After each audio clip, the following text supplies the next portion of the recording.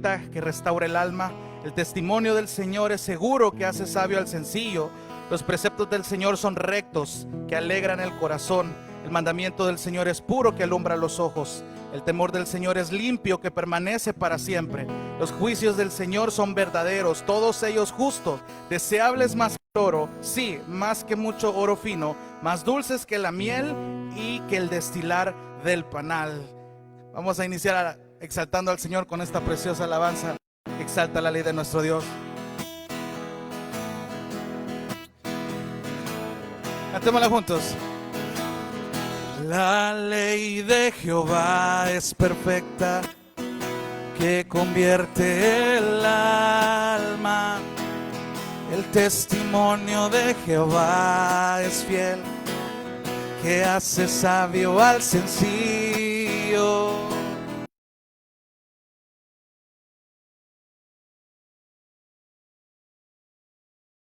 Mucho oro afinado y dulces más que la miel que destila del panal. Deseables son más que el oro, más que mucho oro afinado y dulces más que la miel que destila del panal. Los mandamientos de Jehová son rectos, que alegran el corazón. El precepto de Jehová es puro, que alumbra los ojos. Deseables son más que el oro, más que mucho oro afinado y dulces más que la miel que destila del panal. Deseables son más que el oro, más que mucho oro afinado y dulces más que la miel que destila del panal. El temor de Jehová es limpio, que permanece para siempre. Los juicios de Jehová son verdad, todos justos. Deseables son más que el oro, más que mucho oro afinado y dulces más que la miel que destila del panal. Deseables son más que el oro, más que mucho oro afinado y dulces más que una última vez, que destila del panal. Deseables son más que el oro, más que mucho oro afinado y dulces más que la miel que destila del panal. Amén. Qué bueno iniciar exaltando el nombre de nuestro Dios. Dejamos el tiempo de la lectura al pastor en esta mañana.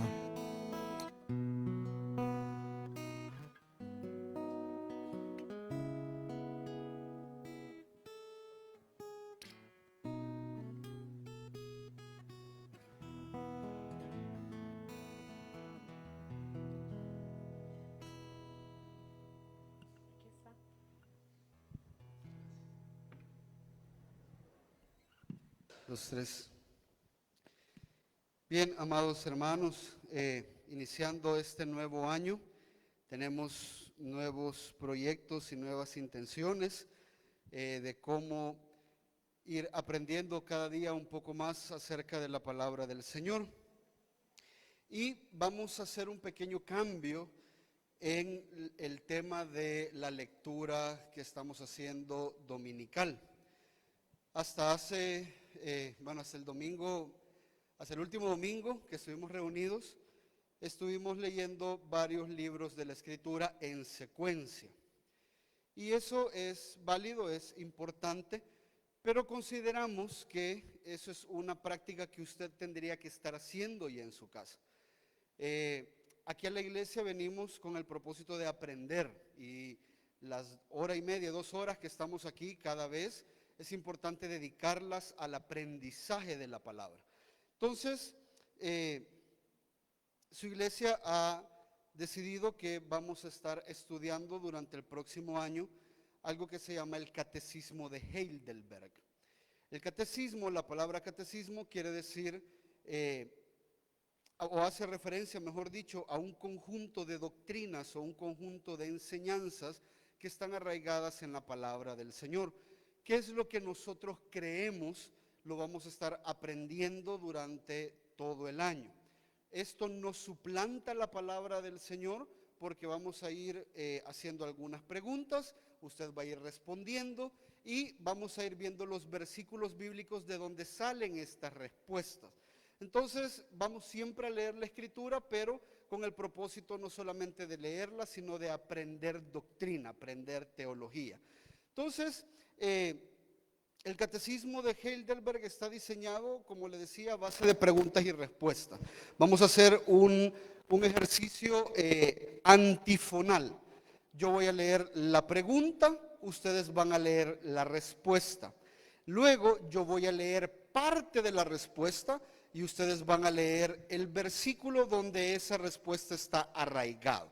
Vamos a hacer un ensayo para que usted vaya agarrando la idea. Entonces, es el Catecismo de Heidelberg, el Día del Señor, y la primera pregunta la voy a leer yo y dice: ¿cuál es tu único consuelo tanto en la vida como en la muerte? La respuesta del pueblo sería, ustedes lo leen.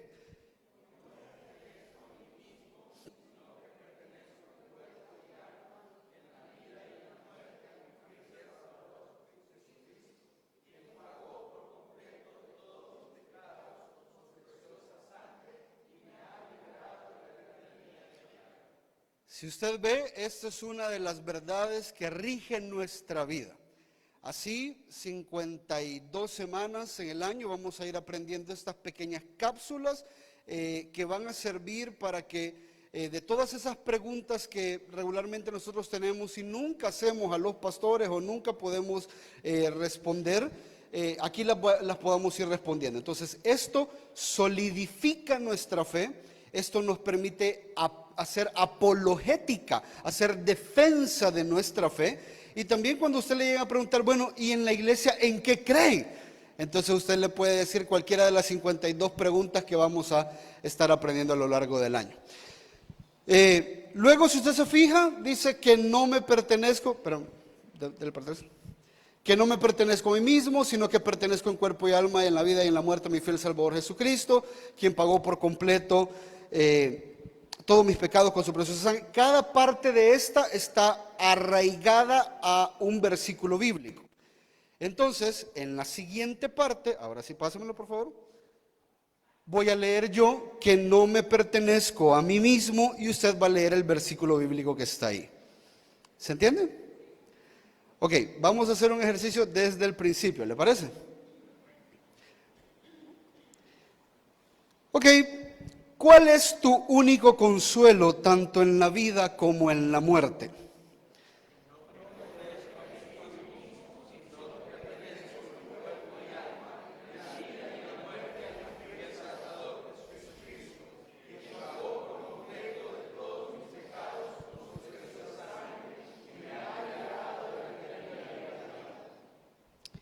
Que no me pertenezco a mí mismo. 1 Corintios 6, del 19 al 20.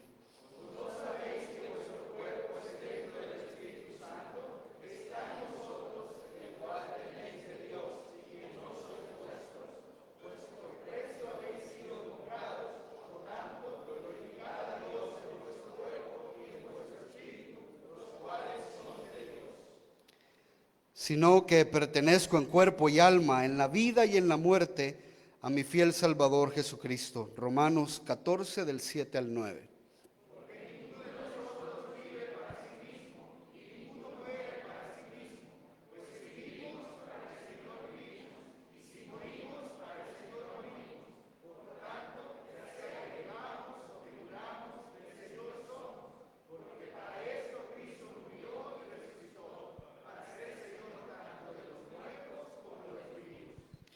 Fue Él quien pagó por completo todos mis pecados con su preciosa sangre. Primera de Juan 7 al 9.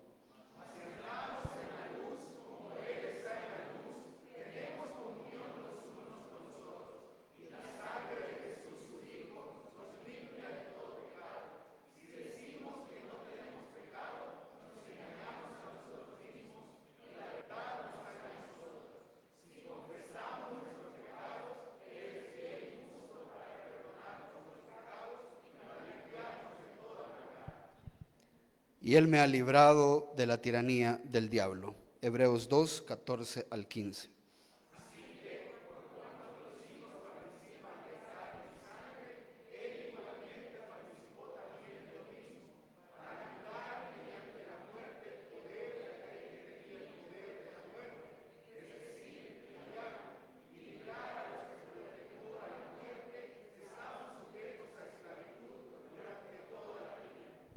Hermosa y preciosa la verdad del Señor. Vamos a orar. Dios y Padre bueno, gracias por esta mañana. Una mañana, Señor, en la que nos permites venir delante de ti, reunidos delante de tu palabra, y agradecerte, Señor, por todo lo que has hecho en nuestras vidas. En principio, queremos agradecerte por la cruz del Calvario, que ha hecho posible lo imposible, que pecadores tengan comunión con un Dios santo.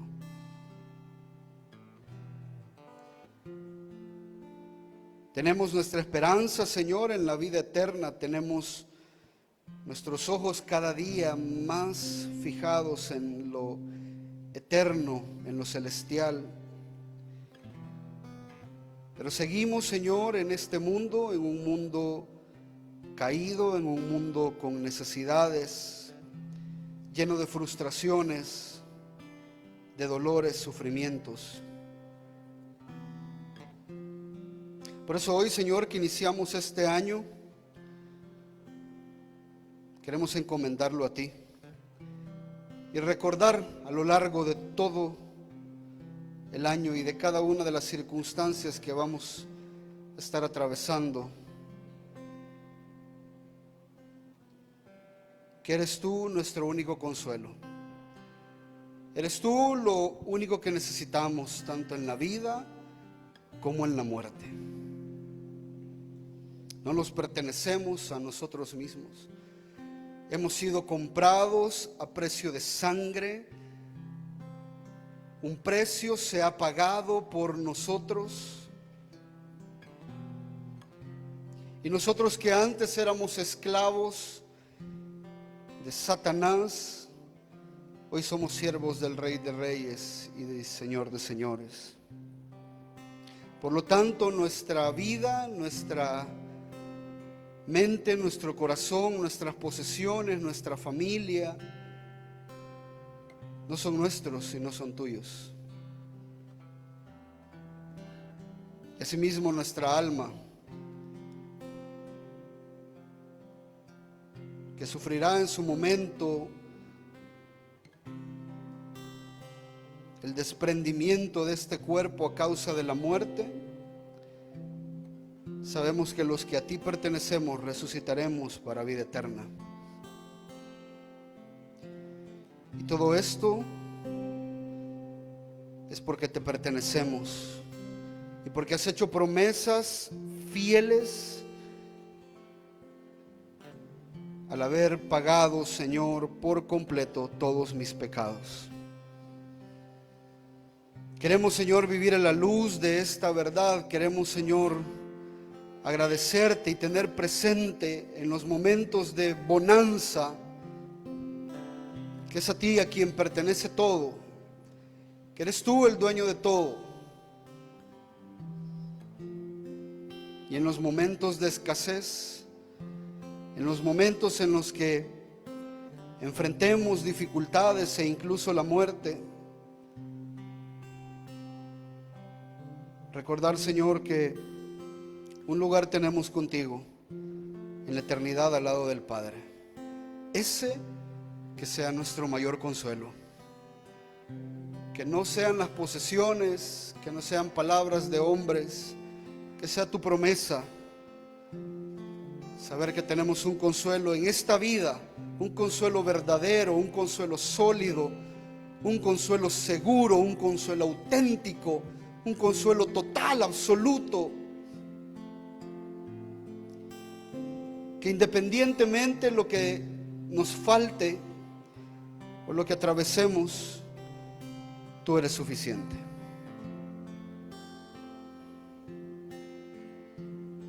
Y aún más, Señor, en el momento de morir, recordar que no son nuestros méritos los que nos guardan un lugar, sino tu obra perfecta en la cruz del Calvario.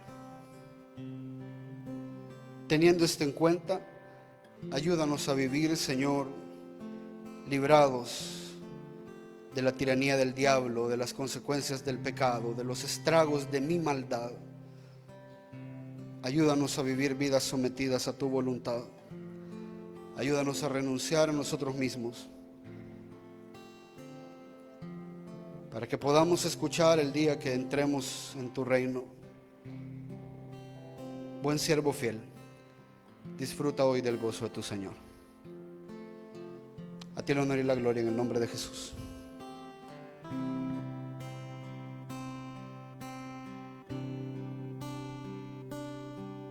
Como siervo que brama por las aguas, así anhela por ti, Señor, mi alma, oh mi alma.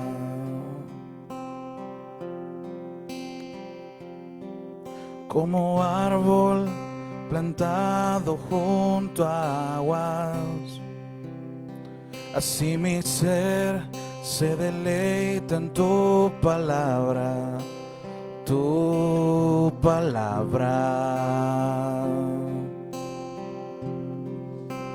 tu palabra.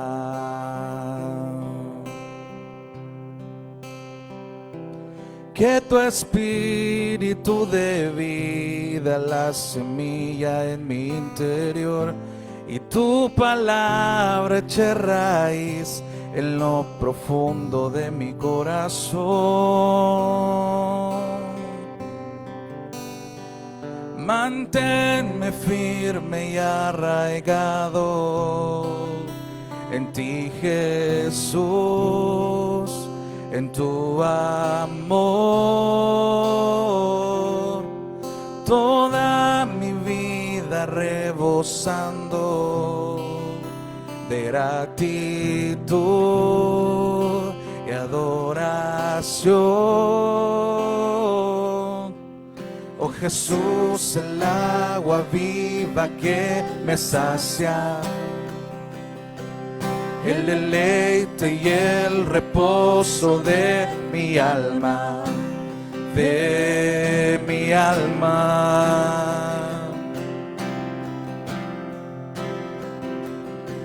Sobre ti me plantaré todos los días.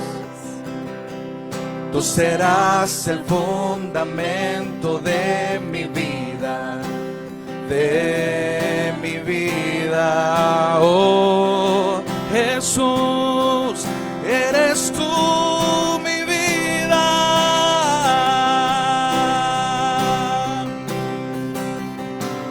Manténme firme y arraigado en ti, Jesús, en tu amor.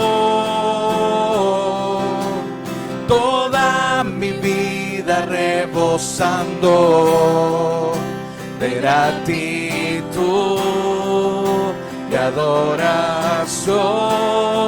Manténme firme, manténme firme y arraigado en ti, Jesús, en tu amor.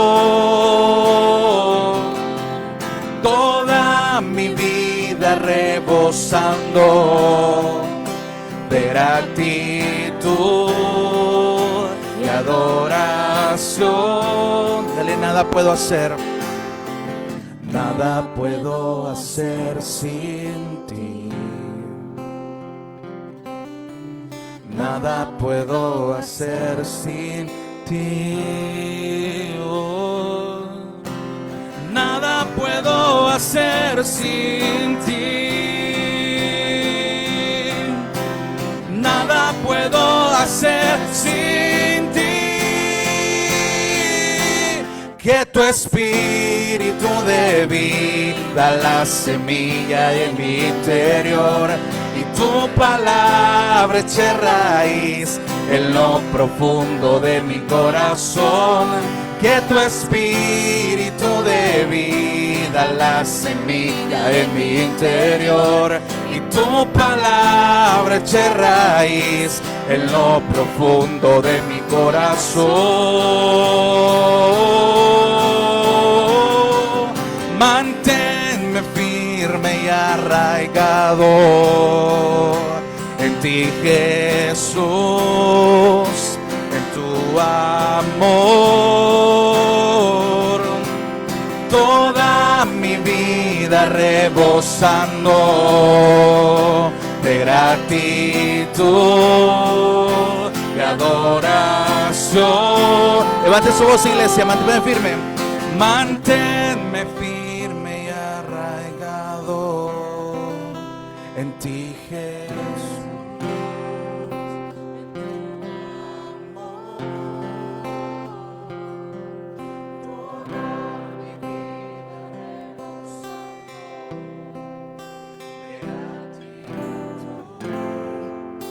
Y adoración.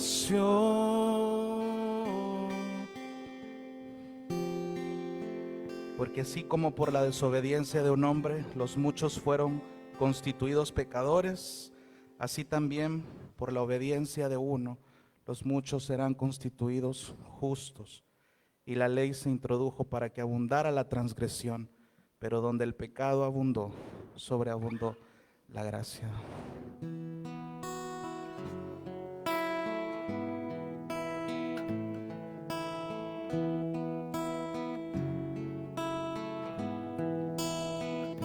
Si por la transgresión de un hombre la muerte reinó,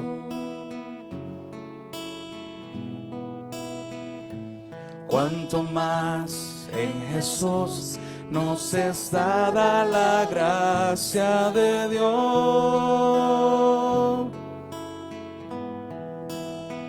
Donde abundó el pecado, fue mayor su amor. La gracia sobreabundó. Donde abundó el pecado, fue mayor su amor. La gracia sobreabundó.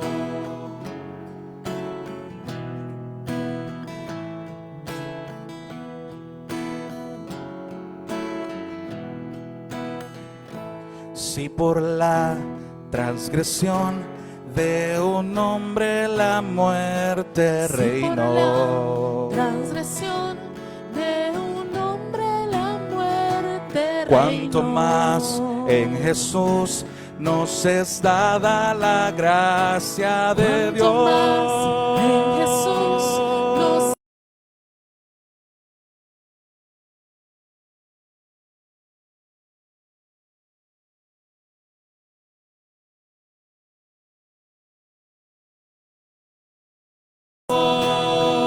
Donde abundó el pecado, fue mayor su amor.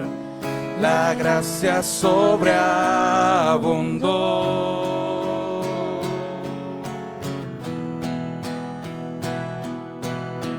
Levante su voz, iglesia, y digamos juntos: donde abundó el pecado, fue mayor su amor.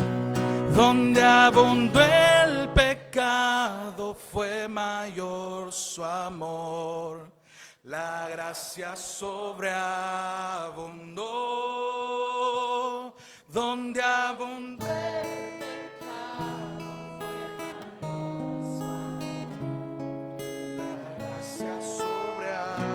abundó. Donde abundó el pecado fue mayor su amor. La gracia sobreabundó. Donde abundó el pecado fue mayor su amor. La gracia sobreabundó.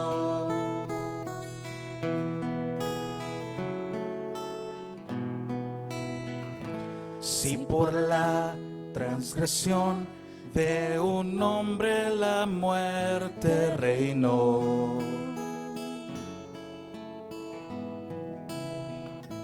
cuanto más en Jesús nos es dada la gracia de Dios. Esa maravillosa gracia es de la que cantamos hoy, y también de esta fe que nos hace confiar en nuestro Dios, nos hace estar confiados en esa maravillosa promesa de que Él está sosteniéndonos hasta que Él vuelva.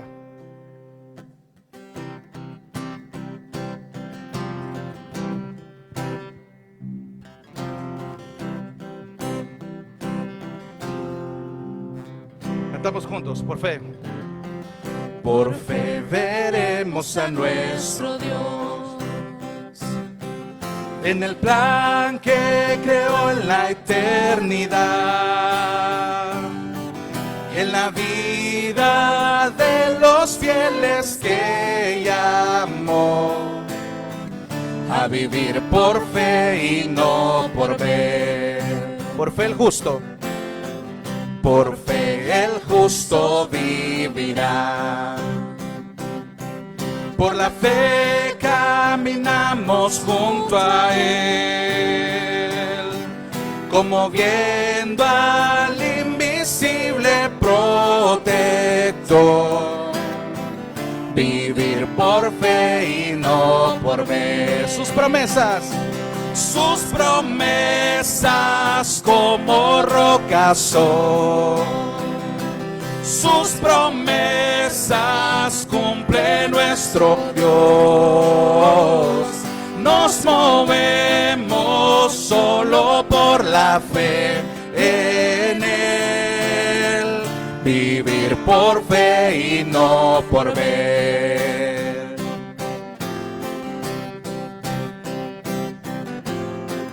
Por fe profetas hablaron fiel. Por la fe proclamaron la verdad del Mesías prometido en Edén, el que la muerte venció en la cruz. Por fe la iglesia, por fe la iglesia se moverá con poder del Espíritu de Dios, y las huestes del infierno no podrán dañar la obra de nuestro Dios. Sus promesas como rocas son. Sus promesas cumple nuestro Dios. Nos movemos solo por la fe en Él. Vivir por fe y no por ver.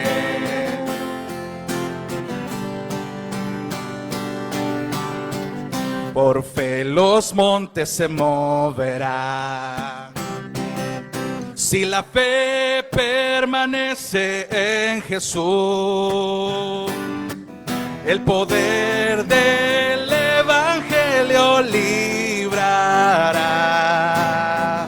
a todo aquel que confía en Él. Levante su voz, sus promesas como rocas son. Sus promesas cumple nuestro Dios. Nos movemos solo por la fe en Él. vivir por fe y no por ver. Sus promesas como rocas son, sus promesas cumple nuestro Dios. Nos movemos solo por la fe en Él. Vivir por fe y no por ver. Vivir por fe y no por ver. Vivir por fe y no por ver. Sí, Señor.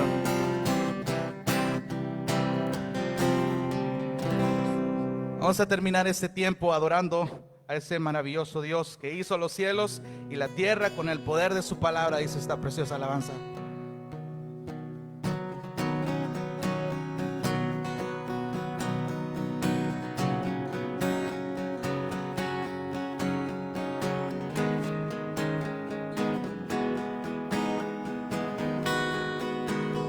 Cantamos juntos. El Dios que hizo los cielos y la tierra con el poder de su palabra y reina con autoridad. El Dios que aún los vientos le obedecen, una palabra suficiente para los muertos levantar. Nadie es como Él. Oh, gran yo soy, tú eres el Dios.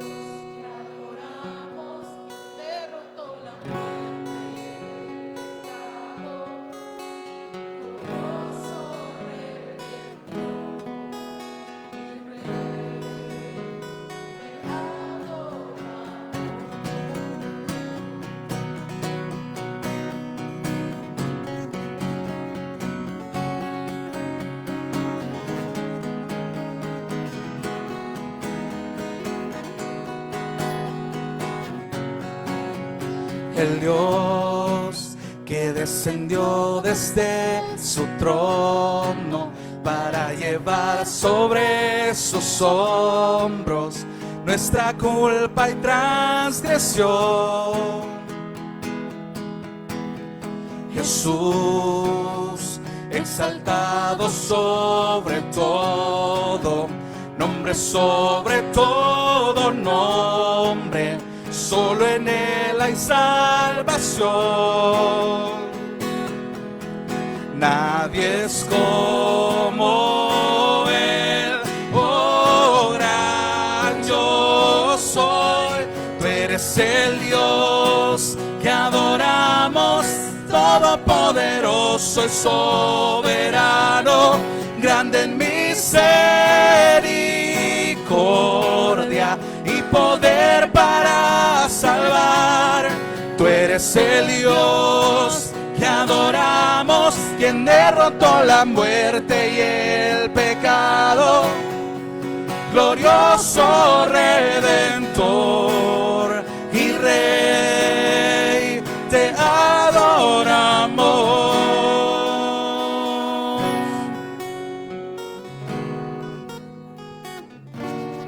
A Él sea la gloria y el poder, todo es de Él y para Él. A Él sea la gloria y el poder, todo es de Él.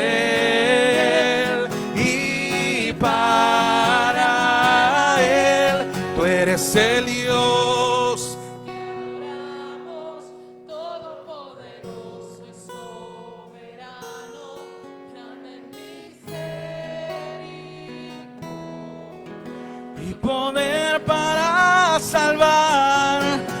es el Dios que adoramos, quien derrotó la muerte y el pecado.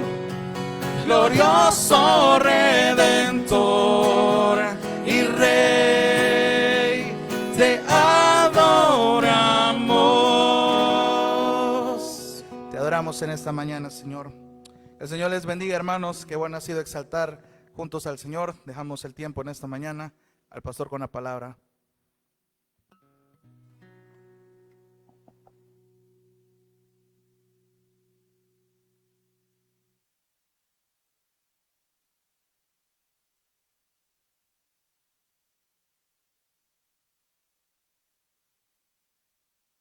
Entonces, gracias, amados. Hermosas las alabanzas. Para los que no pudieron venir a tiempo, quiero motivarles a que puedan estar haciendo el esfuerzo de venir temprano. Estamos leyendo, estamos aprendiendo el catecismo de Heidelberg, que es prácticamente un conjunto de preguntas y respuestas de lo que cree la iglesia, doctrinas de las que cree la iglesia. Solo hay una que vamos a explicar más adelantito que no creemos, que es el bautismo de infantes. Ahí dice por qué se bautizan infantes, que es una tradición o una inclinación de la teología reformada. Pero nosotros no bautizamos infantes, somos bautistas en ese sentido, y los bautistas bautizamos solo las personas que han confesado que Jesús es su Salvador. Así es de que, bien, tengan feliz año nuevo, hermanos. Iniciamos este año regresando al Éxodo. Así es de que vaya conmigo al Éxodo, por favor. Éxodo capítulo 15, versículo 22. Éxodo capítulo 15, versículo 22. Por ahí nos quedamos. Hace como 2 meses que dejamos por un ratito el libro del Éxodo. ¿Lo tiene ya? Éxodo 15, 22. Dice la palabra del Señor: Moisés hizo partir a Israel del Mar Rojo y salieron hacia el desierto de Shur. Anduvieron 3 días en el desierto y no encontraron agua. Cuando llegaron a Mara, no pudieron beber las aguas de Mara porque eran amargas. Por tanto, al lugar le pusieron nombre de Mara. Y murmuró el pueblo contra Moisés, diciendo: ¿qué beberemos? Entonces él clamó al Señor, y el Señor le mostró un árbol. Y él lo echó en las aguas, y las aguas se volvieron dulces. Y Dios les dio allí un estatuto y una ordenanza, y allí los puso a prueba.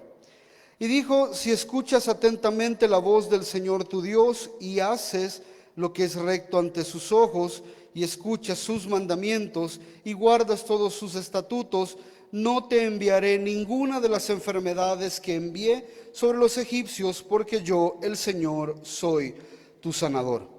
Llegaron a Elim, donde había 12 fuentes de agua y 70 palmeras, y acamparon allí junto a las aguas. Vamos a orar. Buen Dios y Padre, gracias por este hermoso pasaje de las Escrituras. Queremos agradecerte, Señor, por esta palabra. Tenemos, Señor, presentes las palabras del apóstol Pablo cuando dice a los corintios que es importante que nosotros tengamos en cuenta todas estas cosas que sucedieron a los israelitas para nuestra instrucción.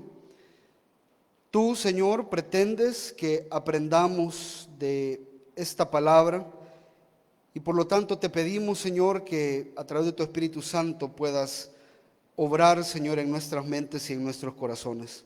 Ayúdanos a conocer tu verdad a través del Espíritu, a escucharla, a doblar rodilla y hacerlo, Señor, todo por el agradecimiento que tú tuviste, por el agradecimiento, Señor, que tenemos por lo que tú hiciste en la cruz por nosotros.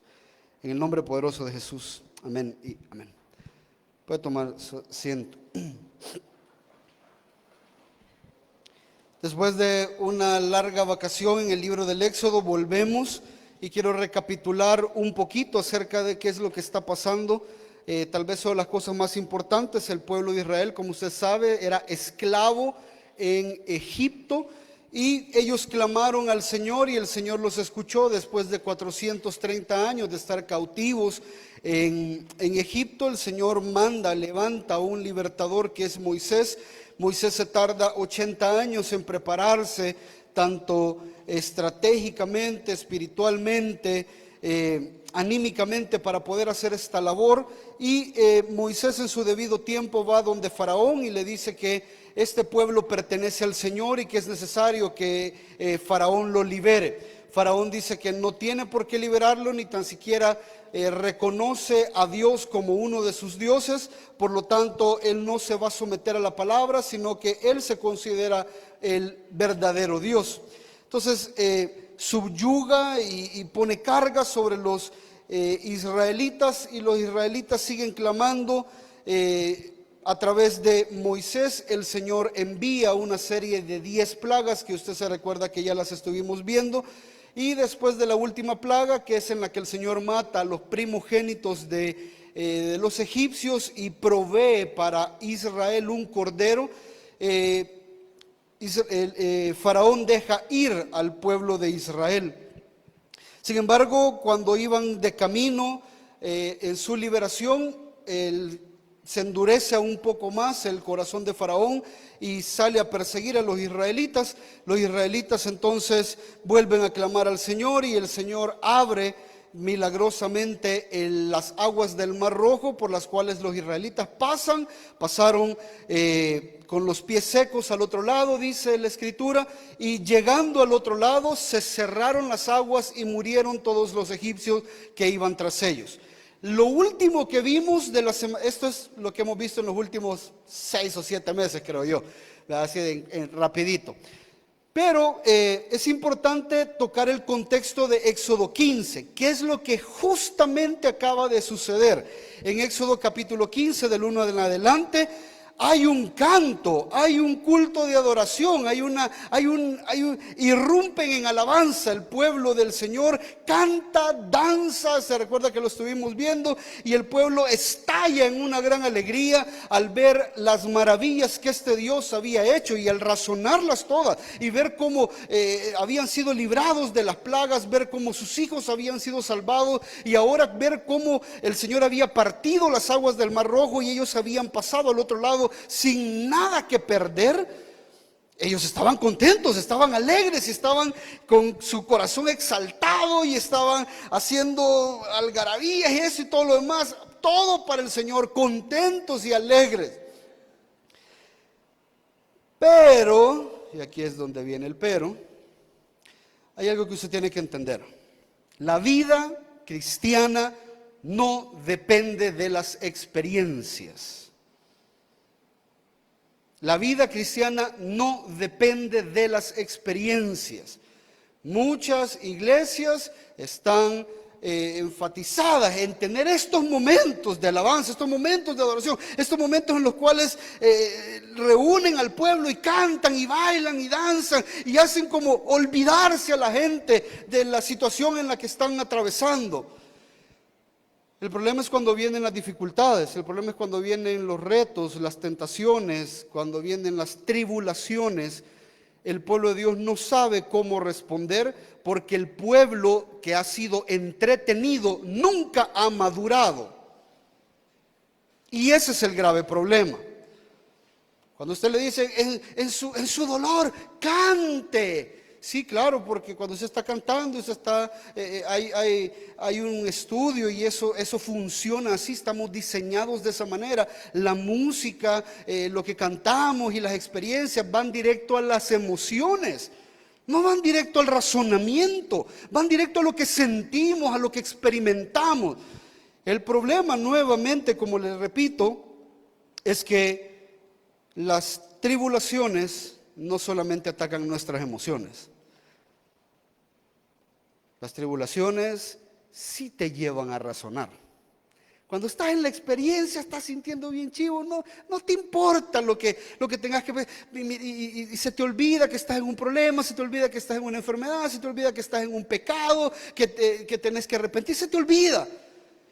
Pero cuando vienen las tribulaciones, las emociones que tanto has alimentado hoy toman el control y toman el control de tu mente.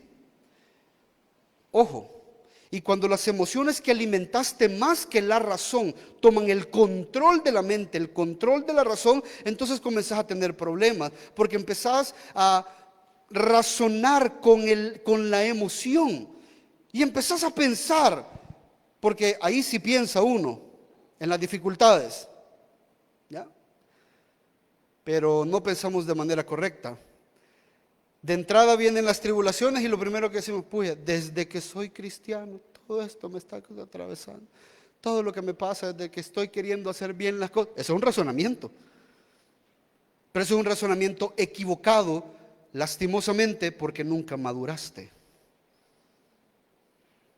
El maduro, por su parte, entiende que el Señor Jesús dijo en su palabra, en el mundo tendréis aflicción. Pero confiad que yo he vencido al mundo. Eso, el maduro entiende estas palabras. El maduro disfruta de los momentos de emoción. El maduro disfruta de los momentos en los cuales canta y baila y danza para el Señor y todo lo que usted quiera. No en la iglesia, allá en su casa, barriendo, trapeando, lo que usted quiera. Allá en su casa dance y haga todo lo que quiera para el Señor. Y estas experiencias, estas emociones las disfruta, pero al mismo tiempo está capacitado para responder de manera piadosa, de manera santa, cuando las tribulaciones tocan a la puerta. Eso es algo que un cantante cristiano que te eleve las emociones por todos lados jamás va a lograr. Eso es algo que las luces en el escenario jamás van a lograr. Eso es algo que solo la palabra de Dios impregnada en tu mente y en tu corazón puede lograr. Entonces es importante que entendamos esto porque el pueblo de Israel viene de ver estas experiencias, de experimentar, no conocen mucho de Dios. El pueblo de Israel no conoce hasta este punto mucho de Dios, pero ha experimentado muchas cosas acerca de Dios y esto los hace responder en una alabanza, en una adoración. Pero en ese momento, mire lo que dice el versículo 22, Moisés hizo partir a Israel del Mar Rojo.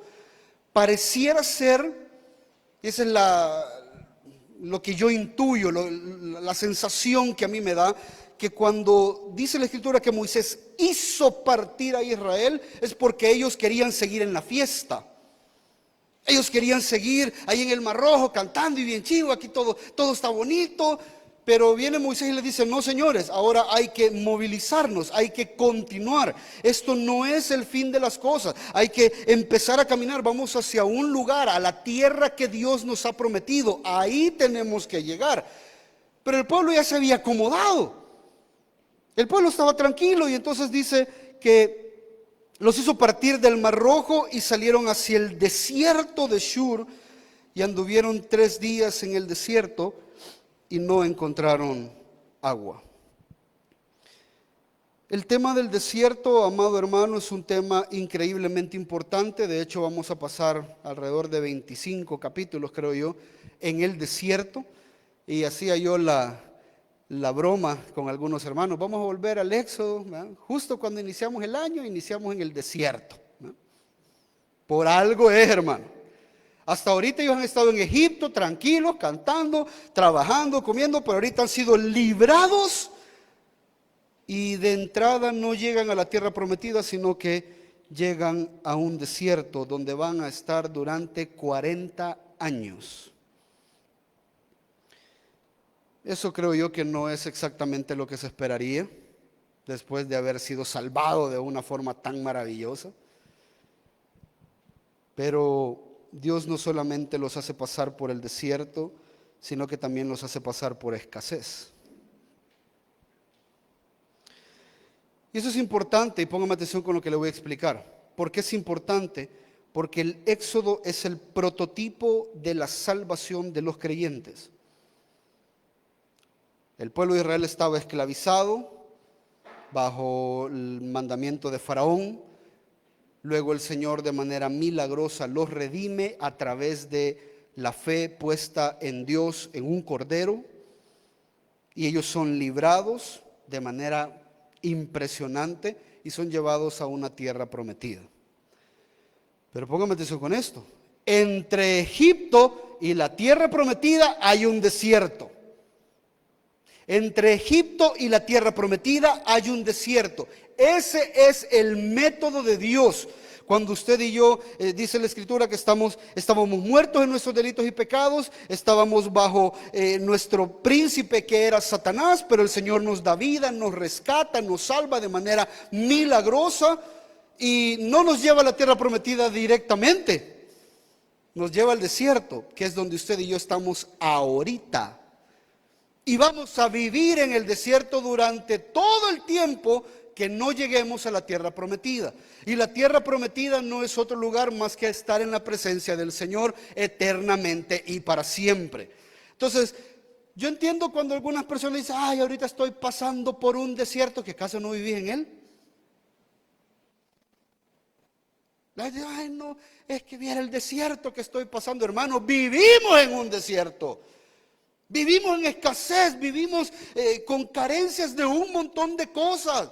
Vivimos en el desierto. La característica principal del desierto es que todos aquellos que están en el desierto como parte del pueblo de Dios aprenden a vivir por gracia, aprenden a vivir una vida dependiente de manera total en el Señor. Y mientras están en el desierto aprenden algo que se llama santificación. Para eso es el desierto.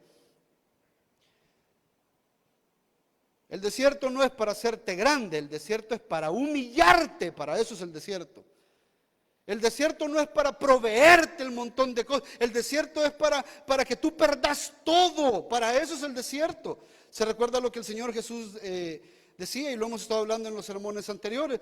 El que quiera venir en pos de mí, niéguese a sí mismo, tome su cruz y sígame. Aquel que no abandona padre, madre, hermanos, hijos, no es digno de mí. El que no abandona su casa, el que no abandona su trabajo, no es digno de mí. Es lo mismo que está pasando acá. El Señor nos mete a un desierto donde en su momento y según su sabiduría y su providencia y la forma en la que Él orquesta las cosas, te va a ir haciendo atravesar diferentes circunstancias en tu vida para que tú puedas crecer en gracia y santificación para con el Señor. ¿Me está siguiendo lo que estamos hablando hasta ahorita? Y de nuevo, el desierto no es un tiempo. El desierto es una condición del cristiano mientras está en este mundo. Estamos en un desierto todo el tiempo. Ahora, póngame atención con esto. Si bien es cierto, estamos en un desierto, muchas veces, y este es el método de Dios, dentro de la sabiduría de Dios, póngame atención con esto. Dentro de la sabiduría y la bondad de Dios, Dios ha establecido que este desierto de vez en cuando se intensifique. Y cuando este desierto se intensifica es con el propósito de intensificar los procesos de crecimiento, los procesos de maduración, los procesos de dependencia que Dios está queriendo hacer en su vida. ¿Está conmigo hasta ahorita? Repito, Dios nos tiene en un desierto previo a llevarnos a la tierra prometida. La tierra prometida es donde nuestro llanto se convertirá en baile, donde nuestra tristeza se convertirá en gozo de manera permanente. Es una tierra que fluye leche y miel. Es una tierra donde no hay escasez.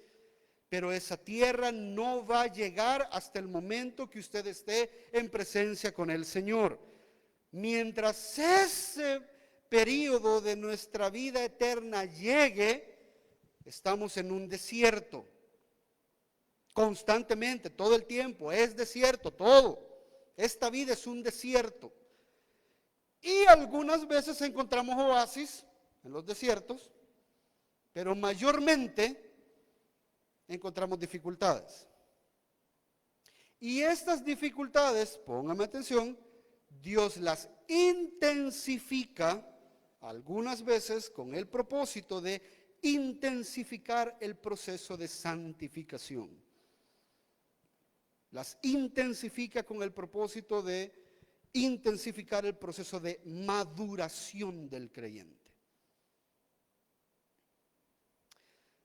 Entonces creo yo que es importante que veamos y aprendamos. Por eso es que la parte del desierto es muy amplia, es muy grande, es muy larga, porque muchas cosas pasan en esa etapa del desierto que son para su beneficio y para el mío también. Entonces fíjese qué interesante. 3 cositas que vamos a aprender de este pasaje el día de hoy. Primero, las pruebas son el método que Dios utiliza para madurar al creyente. Las pruebas son el método que Dios utiliza para que el proceso de santificación inicie o arranque o se mueva o se intensifique. Las pruebas sirven para eso. Segundo, regularmente el pueblo de Dios va a contestar a estas pruebas con murmuración. Usted va a saber que usted ha madurado o está creciendo cuando cada vez que las pruebas se presenten a su vida, usted se queje menos.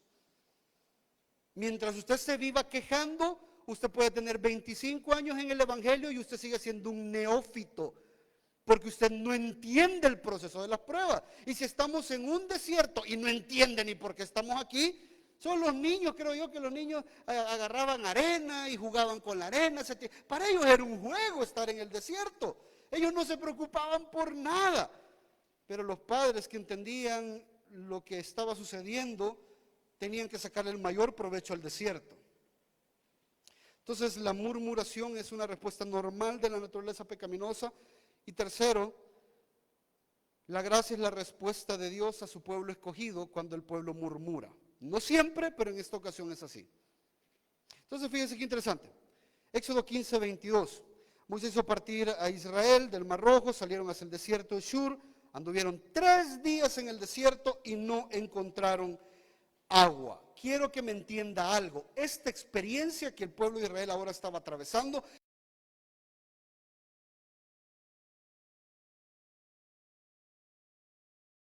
habían perdido dinero. Era una situación de vida o muerte. Yo no sé cuánto tiempo pueda aguantar el cuerpo sin tomar agua, pero le aseguro que debajo de un sol bien caliente en el desierto, con todo ese gran calor y caminando, le aseguro que no es mucho tiempo.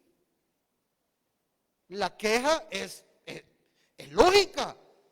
La preocupación es genuina.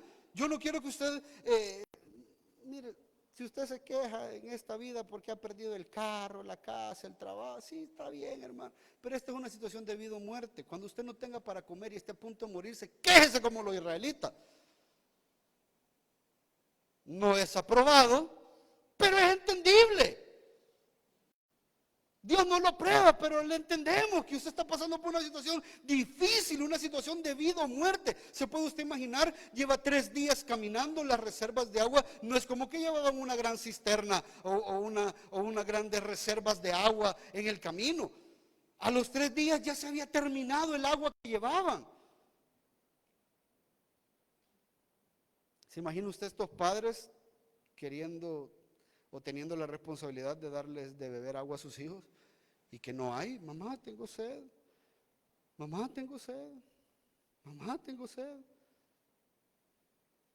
Y usted sabiendo que debajo de ese sol, la insolación y todo lo demás puede jugar un papel muy complicado para con sus hijos. La deshidratación de tanto sudar y eso y todo, es complicado. La dificultad es verdadera. Israel está enfrentando necesidades reales. Y es curioso porque 3 días antes, y quiero retomar esto, 3 días antes habían estado bailando y agradeciendo a Dios por todo lo que había hecho. Quiero ponerlo en aplicación. Gócese, hermano, cuando Dios haga algo maravilloso en su vida. Gócese, alégrese estalle en alabanza, en canto, en testimonios, agradezca al Señor, póngalo en el Facebook, todo lo que usted quiera, pero alístese. Porque la patada al pecho es segura.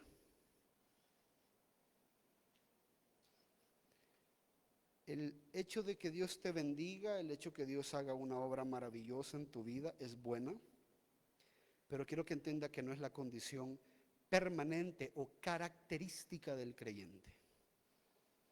La condición permanente y característica del creyente es vivir atribulado. ¿Me está siguiendo esto ahorita? Esa es la forma. Por lo tanto, cuando el Señor le haga estas por favor, hermano, gócelo. Pero al mismo tiempo tenga la expectativa de que Dios va a poner su vida a prueba y usted tiene que saber cómo va a responder. Porque de nada sirve que Dios te haya hecho un gran milagro si cuando venga la prueba respondes de manera pecaminosa. No hiciste nada, recibiste un milagro, pero no creciste. El milagro no es porque tú te lo merecías, el milagro es por gracia. Y cuando nosotros enfrentamos pruebas, es el momento para nosotros demostrarle al Señor cuán agradecidos estamos de esto que Él está haciendo. ¿Me está haciendo esto ahorita? Entonces Dios viene y los mete en el desierto con el propósito de utilizar estas pruebas como medio de santificación. Los israelitas habían salido de Egipto y ahora estaban pasando por una tribulación, y en la tribulación lo lógico, lo razonable para todos nosotros, incluso para el pueblo de Israel que recién acababa de ver todas estas cosas maravillosas que Dios acababa de hacer, lo más lógico no era quejarse, era acudir al Señor. Esa es una respuesta correcta a la tribulación.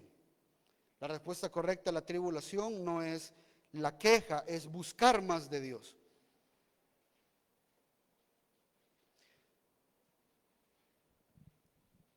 Por eso Dios, y hay un autor que dice la manera, y fíjense qué interesante lo que dice, la manera de obrar de Dios es que la entrada en la gloria no siga inmediatamente a la salvación.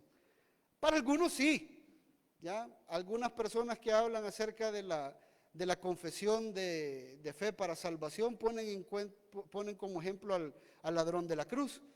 ¿Verdad? Que el ladrón de la cruz no pudo demostrar una vida llena de frutos, pero que el Señor igual lo salvó. Y la gente cree que el Señor lo salvó por la confesión que hizo. Entonces dice, miren el ladrón de la cruz.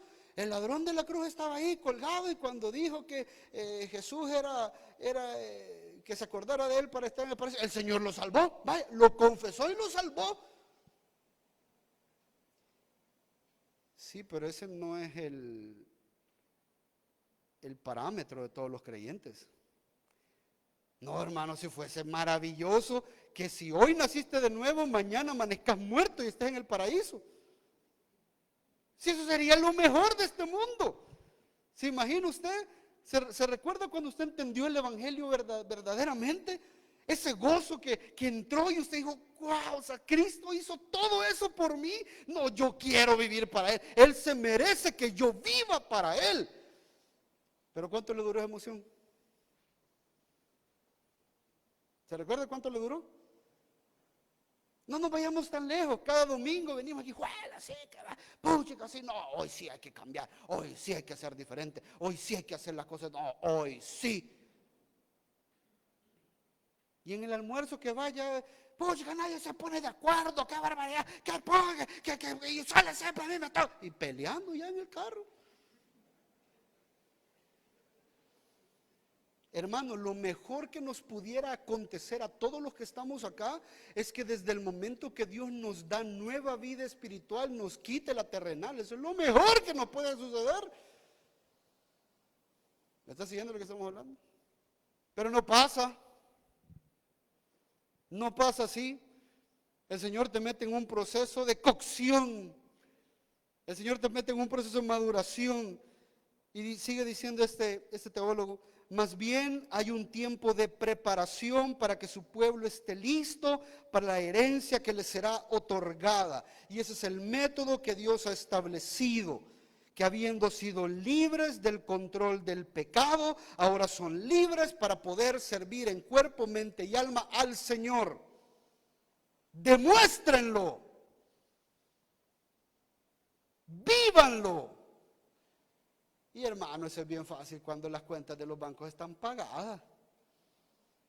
Eso es bien fácil cuando tenés el carro lleno de gasolina. Eso es bien fácil cuando los hijos no están enfermos. Eso es bien fácil cuando echaron a todo el mundo el trabajo, pero vos no, hasta te subieron el sueldo. Es bien fácil. Pero cuando es al revés, dices, puchica, mañana o comemos 2 tiempos, o comemos 3 tiempos, o comemos 2 y vamos a la iglesia. Ahí es donde empieza la maduración. Ahí es donde empieza la maduración. Cuando empezás a ver que esta vida no solamente es una vida de bailar y cantar, sino una vida de obedecer, porque ese es el método que Dios utiliza. Y para sacar estas cosas y lograr estas cosas en nosotros, nos pone a prueba. Póngame atención con esto. La prueba no tiene como propósito, y quiero que se grabe esto, la prueba no tiene como propósito que usted repruebe la prueba. Dios no es un Dios que está sentado en su trono diciendo, le vamos a poner un examen a este que le voy a preguntar unas cosas que no sabe. Eso no es un buen maestro. Un maestro yuca no es el que hace exámenes de primer año de bachillerato a niños de 4º grado. Ese no es un maestro yuca, es un maestro tonto y lógico. Está esperando que la gente responda de una manera que no puede responder. Ahora, ojo, la prueba no es para Dios. Dios ya sabe cómo usted va a responder. La prueba es para su propia evaluación. Al maestro realmente, el maestro pasa un examen y para el maestro no es la nota es para el alumno. Cuando usted dice, ¿qué tal te fue? Bien, yo creo que me fue bien, todas las contesté. Y de ahí le regresan 4. ¿Qué demuestra la prueba? Que usted estaba equivocado. ¿Qué demuestra la prueba? Que usted no estaba tan preparado como creía. ¿Qué demuestra la prueba? Que reprobó la prueba. Eso demuestra que hay una necesidad de que usted se empeñe un poco más. Esa es la idea. Entonces, cuando Dios nos hace pasar por diversas pruebas y las fracasamos, es con el propósito no de que nosotros pensemos que Él nos ha abandonado y que Él es un mal Dios. Es con el propósito que nos demos cuenta que no estamos tan maduros ni tan firmes como creíamos que estábamos. ¿Me está siguiendo hasta ahorita? Y creo yo que eso es súper importante. De nuevo, tomo a Israel en el contexto que habían atravesado una serie de circunstancias y Dios había obrado de manera milagrosa, pero cuando la prueba vino directamente a ellos, ojo, ellos estaban en la capacidad de responder según lo que ellos habían experimentado, de lo que ellos habían visto. Estaban en la capacidad de responder. Dios no les estaba poniendo una prueba diferente. Este Dios que había partido las aguas, ¿cree usted que no era el mismo Dios que podía darles de beber? Es más, les recuerdo algo que tal vez no tenemos en contexto. Pero se recuerda que una de las promesas que Dios le hizo a Moisés y que le dijera al pueblo es que Él iba a ir con ellos en forma de una nube. Y que cuando la nube se moviera, ellos se iban a mover. Esa era la idea. Dios los iba guiando a través del desierto por medio de una nube. ¿Usted cree que a Dios le hubiese costado que esa nube que iba cubriendo al pueblo de Israel se llenara de agua y lloviera? En medio del desierto, ¿usted cree que a Dios le hubiera costado? No, no le hubiera costado. ¿Usted cree que los israelitas sabían que eso le hubiese podido costar un esfuerzo a Dios? No, hermano. Si el mismo Dios que partió las aguas, el mismo Dios que podía poner agua en las nubes. Pero en ese momento se les olvidó. Entonces póngame atención con esto. Las pruebas sirven para que tú te des cuenta que la teología que manejas en tu cabeza muchas veces no está en tu corazón. Las pruebas sirven para que muchas veces te des cuenta que has leído un montón de libros de teología, pero no te acordás de nada. Para eso sirven las pruebas. ¿Me estás siguiendo hasta ahorita? Las pruebas sirven para que te acordes que aunque vas archivando todos esos papeles que te damos aquí, que haces un montón de anotaciones, ¿ya? Hay una forma o en un sentido que esa verdad no ha echado raíz en tu corazón. Maravillosas las pruebas. Si la prueba de Dios viene con la intención de revelarnos esto, hermano, qué maravilloso. Acepte. Por eso es que el apóstol Pedro dice: hermanos, no os sorprendáis cuando un fuego de prueba venga sobre ustedes como que si alguna cosa extraña les acontezca. Al contrario, regocíjense, alégrense. Cuando yo daba clases en el seminario, de vez en cuando llegaba y les decía: vaya, todos saquen una hoja, vamos a hacer un examen. ¿Por qué? Si no nos avisa. ¿Y que acaso Dios avisa cuando va a mandar las pruebas?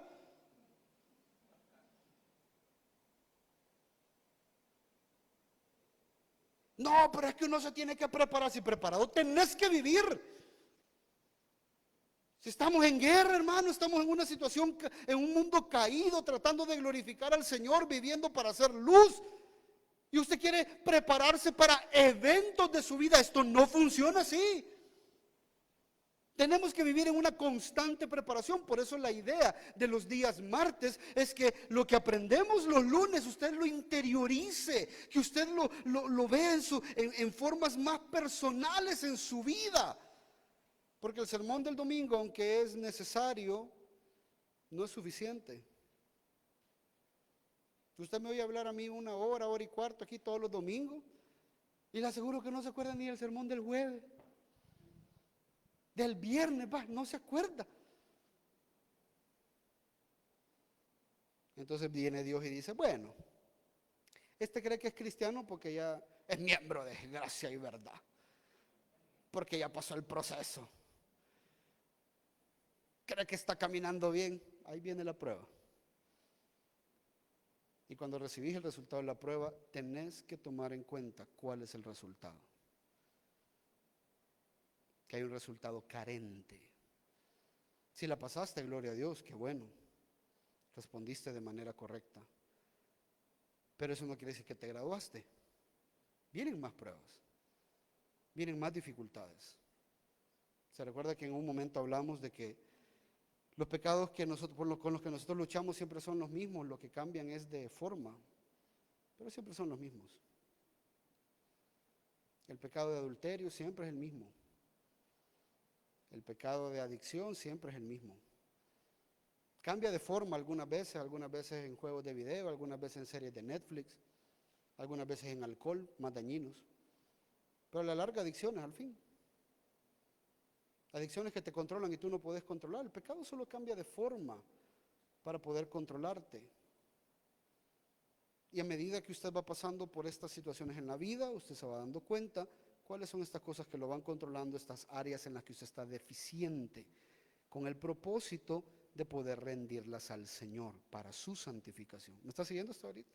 Entonces las pruebas son maravillosas, hermanos. Las pruebas valen la pena. Y si estamos en el desierto, vamos a pasar escaseces con el propósito que dependamos cada día más del Señor. Ese es el propósito. Sigue leyendo conmigo. Cuando llegaron a Mara, no pudieron beber las aguas de Mara porque eran amargas. Por tanto, al lugar le pusieron el nombre de Mara. Y entonces murmuró el pueblo contra Moisés diciendo: ¿qué beberemos? Fíjense, esta es la respuesta, como les decía hace un momentito, esta es la respuesta normal de la naturaleza pecaminosa. Pero ojo con este enunciado, es la respuesta normal de la naturaleza pecaminosa. Eso quiere decir de que la naturaleza pecaminosa está en realce, la naturaleza pecaminosa está por encima de la naturaleza espiritual que el Señor te ha dado con la nueva vida. Es normal.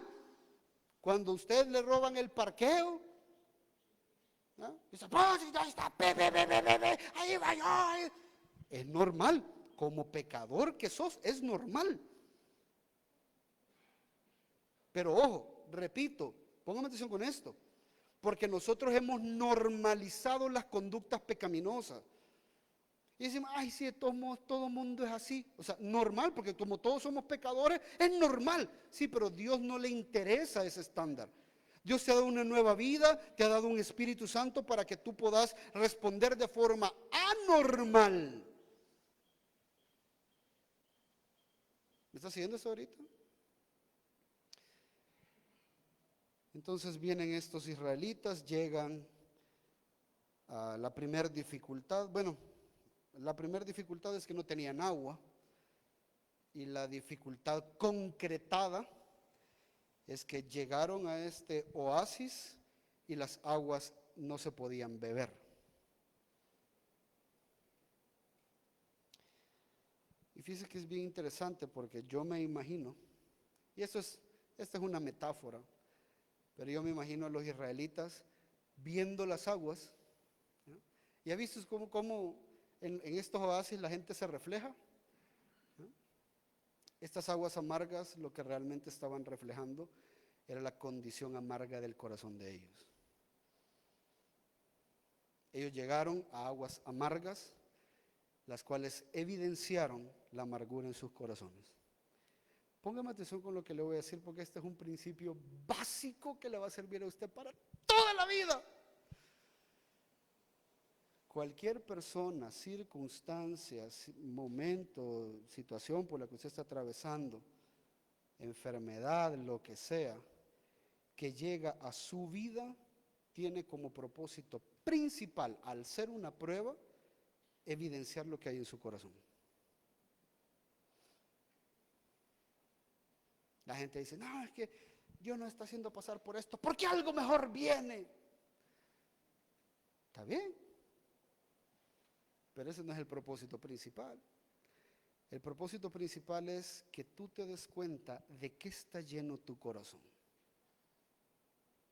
Porque la forma en la que nosotros respondemos a la prueba está evidenciando la condición espiritual de nuestro corazón, independientemente lo que sea. Ojo, usted no puede controlar las circunstancias a su alrededor, pero sí puede controlar la forma en la que usted responde a ellas. Y respondemos según la madurez que tenemos. Si tenemos dominio propio, sabemos cómo Dios quiere que nosotros respondamos a esta circunstancia. La naturaleza pecaminosa, y póngame atención con esto, la naturaleza pecaminosa siempre va a querer responder de forma pecaminosa. Y aquí dice que murmuraron en contra de Moisés, y hay unos pastores que sacan de aquí el amarrarse de que murmuraron en contra del ungido. Más adelante dice, lo vamos a ver más adelante. Murmuraron en contra del ungido, por eso el Señor los castigó, así de que nadie murmure en contra del ungido. No se está hablando de eso. Está hablando que independientemente Moisés esté haciendo algo bueno o algo malo, o estén atravesando una circunstancia buena o circunstancia mala, la condición de tu corazón siempre tiene que estar alineado a lo que Dios espera recibir de ti. Entonces póngame atención con esto. Dios muchas veces va a permitir que personas pequen en contra de ti. Y aquí no es para buscar quién tiene la razón. Pastor, mire, fíjese que el hermano fulano me dice, y entonces, pero ¿quién cree usted que tiene la razón? Momento. Aquí nosotros no somos tribunal eclesiástico para darle la razón aquí. A ver, dígame usted, qué difícil. A ver, dígame usted, no, mire, no le ande haciendo eso. ¿Qué va? No, si yo fuera usted, no, yo también estuviera enojado como usted. No estamos para eso. ¿Sabe para qué estamos? Para recordarle a usted cómo Dios espera que usted responda incluso cuando le han dañado, porque esa es la condición del corazón. El Señor Jesús dice que un árbol malo no puede dar buenos frutos, y un árbol bueno no da malos frutos.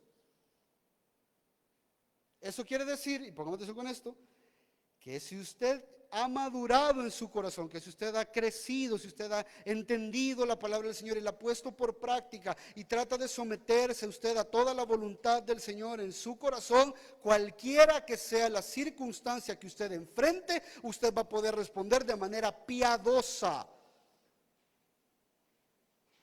Por eso cada vez que nosotros nos hacen algo y nosotros respondemos airados y todo porque creemos que esa es la justicia, en realidad lo que está sucediendo es que has fracasado el examen.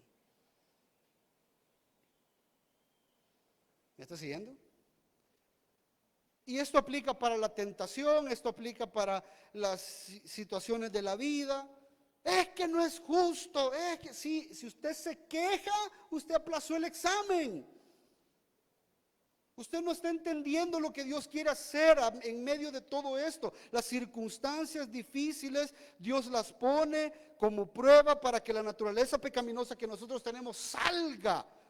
Porque dice la Escritura que de la abundancia del corazón.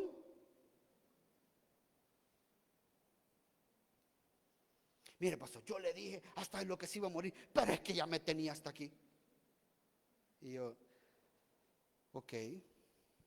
Qué difícil, porque de la abundancia del corazón habla la boca. Pastor, pero es que mire, ¿quién puede estar aguantando Cristo? Cristo aguantó.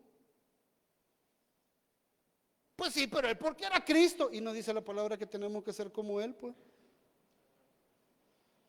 A él lo humillaron, lo golpearon, lo escupieron y dice la palabra que él no abrió su boca. Ah, difícil.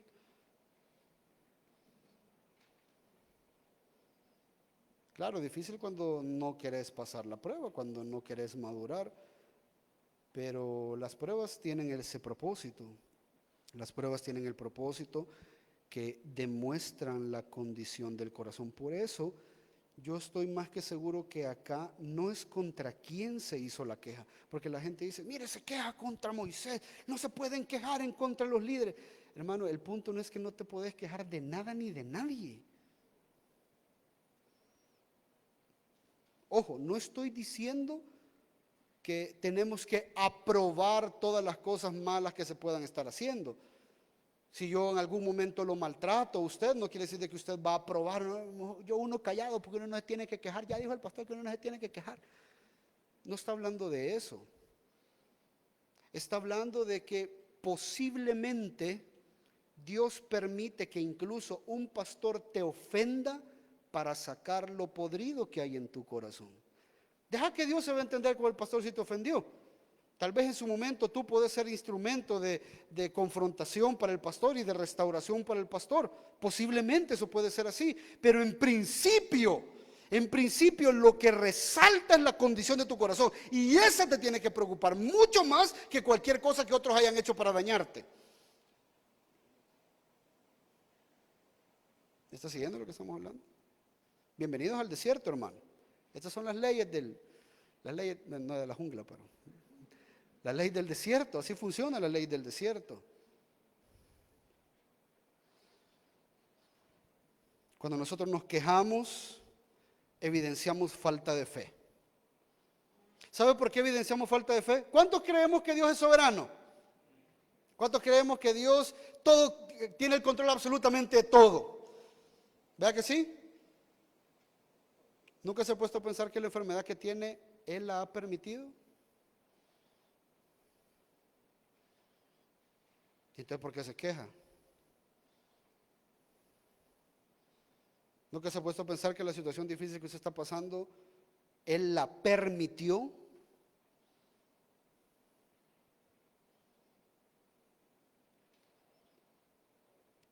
Cuando hablamos de la fe, hablamos de un conocimiento, hablamos de que creemos en ese conocimiento. Y usted acaba de decir, ¿cuánto creemos que Dios es soberano? Amén. Ok, y cuando te quitan la casa porque te la embargaron, de nada sirve ir a la iglesia. Yo no sé para qué somos cristianos. Ahí uno aguantando y Dios ni le ayuda a uno. Es la condición del corazón. ¿Ya? Creíste que tenías fe, pero no la tenías. ¿Me estás siguiendo lo que estamos hablando? Madurez. Cuando nosotros nos quejamos es falta de madurez, porque el maduro entiende lo que está pasando. El maduro entiende que hoy por hoy tal vez no vamos a comer. Posiblemente mañana sí. El maduro entiende que hay una responsabilidad.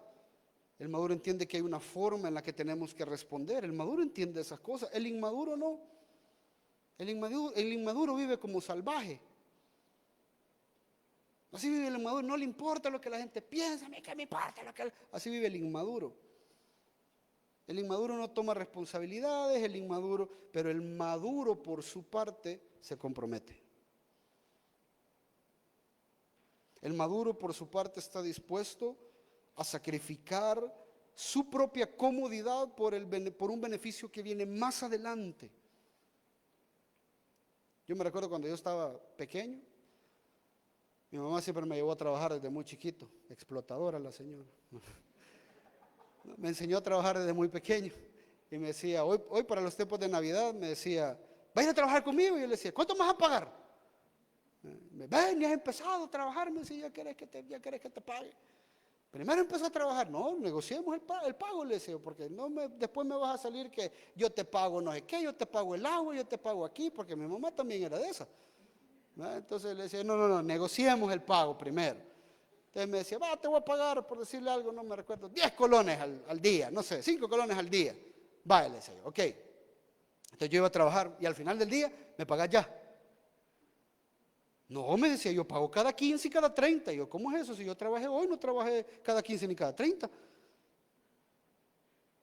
El inmaduro quiere actuar hoy y recibir la recompensa hoy. El maduro sabe que tiene que esperar. ¿Me está siguiendo lo que estamos hablando? Así somos. Esa es madurez. También discernimiento. Cuando nos quejamos estamos evidenciando una falta de discernimiento. En vez de quejarse, yo le invito, amado hermano, que la próxima vez que usted esté pasando por una situación difícil, yo le invito que en vez de quejarse y de frustrarse y de lamentarse, siéntese y pregunte al Señor, Señor, ¿para qué estoy atravesando esta situación? ¿Qué tengo que cambiar? Hay algo que tengo que hacer diferente. Enséñame, Señor. Ayúdame a pedir consejo. Necesito ver un panorama amplio de lo que está pasando. Porque cuando nos quejamos, por lo regular, nuestro panorama se cierra. Se cierra en la queja, en el momento, en el problema, en la situación difícil que estamos atravesando. Pero el maduro tiene discernimiento. Busca el discernimiento. Lo hemos hablado en muchas ocasiones acá cuando se está pasando por una situación difícil.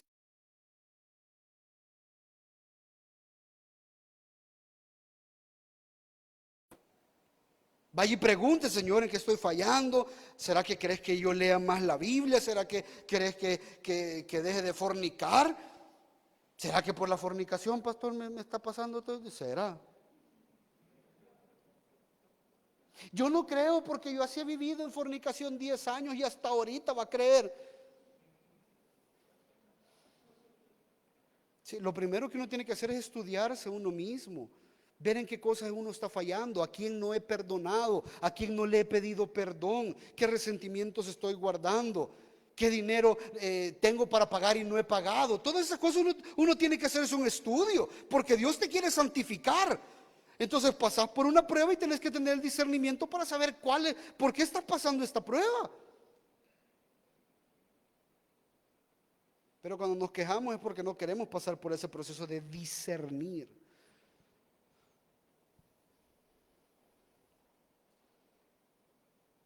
La murmuración también evidencia falta de sabiduría. ¿Se recuerda que hablamos hace un par de semanas atrás que la sabiduría es el conocimiento aplicado? Entonces, ¿qué tenemos que hacer cuando Dios, el soberano Dios, el omnipotente Dios, el providencial Dios, te está haciendo pasar por una situación difícil? Ir a la Escritura y saber cómo tengo que responder yo a esta situación, a esta circunstancia. Esa es sabiduría. Algunas veces la persona ¿se recuerda cuando hablamos del perdón? Algunas veces van a haber algunas faltas que simplemente tenés que pasar por alto. Hay otras que tenés que confrontar. Y, pastor, ¿cómo será que qué será lo que Dios quiere que yo haga en esta situación? Sabiduría, pídala, Dios se la va a dar abundantemente y sin reproche. ¿Me está siguiendo lo que estamos hablando? Lastimosamente, amado hermano, esta es una de las condiciones continuas en nuestra vida. Nos quejamos, nos quejamos, nos quejamos y nos quejamos. Yo quiero dejarle una tarea para el día martes. Haga una lista de todas las cosas por las cuales usted se está quejando hoy en día. A veces nos quejamos del presente, a veces nos quejamos del pasado y a veces nos quejamos del futuro. Nos quejamos del presente cuando no estamos conformes de lo que tenemos, de lo que está pasando en nuestra vida.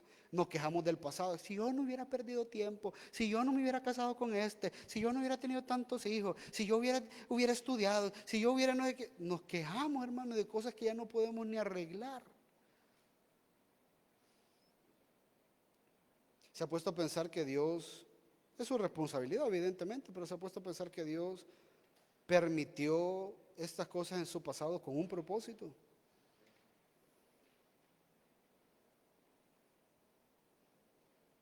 Y nos quejamos del futuro. Nos quejamos de la iglesia, nos quejamos de los ministerios, nos quejamos de los matrimonios, nos quejamos de las relaciones, nos quejamos del trabajo, nos quejamos del tráfico.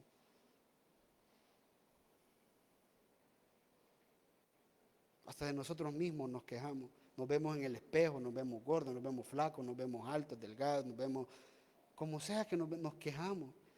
La queja es algo que constantemente se está evidenciando en nuestra vida. ¿Está siguiendo esto ahorita, iglesia? Aquí inicia el desierto, aquí inicia el año, inicia con quejas. Y tenga cuidado porque las quejas muchas veces, y póngame atención con lo que le voy a decir, las quejas muchas veces distorsionan la realidad. Lo vamos a ver más adelante. En Éxodo 16,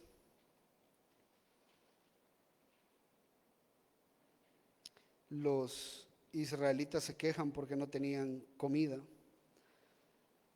Y dice en el versículo 3, ojalá hubiéramos muerto a manos del Señor en la tierra de Egipto, cuando nos sentábamos juntos a las ollas de carne, cuando comíamos pan hasta saciarnos, pues no habíamos traído este desierto para matar de hambre a toda esta multitud. Yo no me recuerdo que los esclavos comieran así.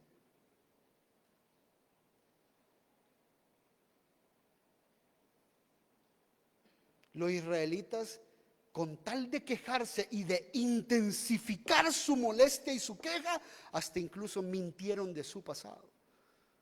Allá comíamos carne, en ollas de carne nos sentábamos. Hermanos, y los hacían trabajar 22 horas al día. No sé en qué momento se sentaban en ollas de carne a comer. Son espejismos que la queja muchas veces crea en nuestras vidas. ¿Me está siguiendo hasta ahorita? Nos quejamos de cosas irreales. Yo ni me hubiera casado con pero no te salía otro, ¿verdad? Montón de pretendientes mentira, no te salía nadie. Pero así es la queja. ¿Me está siguiendo lo que estamos hablando?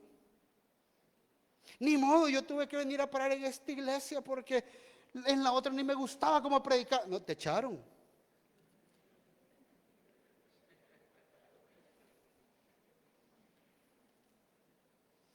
Así es la queja. ¿Me está siguiendo hasta ahorita lo peligroso de la queja? Ok, pero siga leyendo conmigo. Regrese al Éxodo 15:25. Entonces Moisés clamó al Señor Y el Señor le mostró un árbol y él lo echó en las aguas y las aguas se volvieron dulces. Fíjense que este es un milagro que el Señor hace. No hay una evidencia de que haya un tipo de árbol que al echarla al agua purifique el agua o la agua dulce o bebible. Este es un milagro, es algo sobrenatural que Dios hizo. Dios indicó un tipo específico de árbol porque dice que le mostró un árbol. No sé si estaba tirado ahí, ya cortado, no sé si estaba de pie, no sé, pero la idea es de que hubo un pedazo de madera que fue lanzado al agua y cuando se echó a las aguas se volvieron dulces. Hay algo que yo quiero que usted vea en principio. Aquí hay una gracia de Dios impresionante.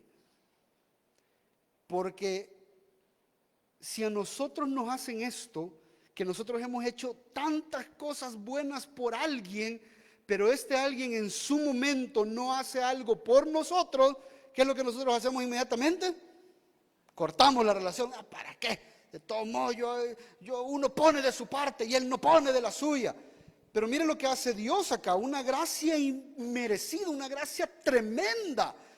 Porque Dios, teniendo todo el derecho de fulminarlos ahí en el desierto por la falta de la falta de fe que ellos estaban evidenciando después de haber hecho tantos milagros, porque no tenían agua, se quejan.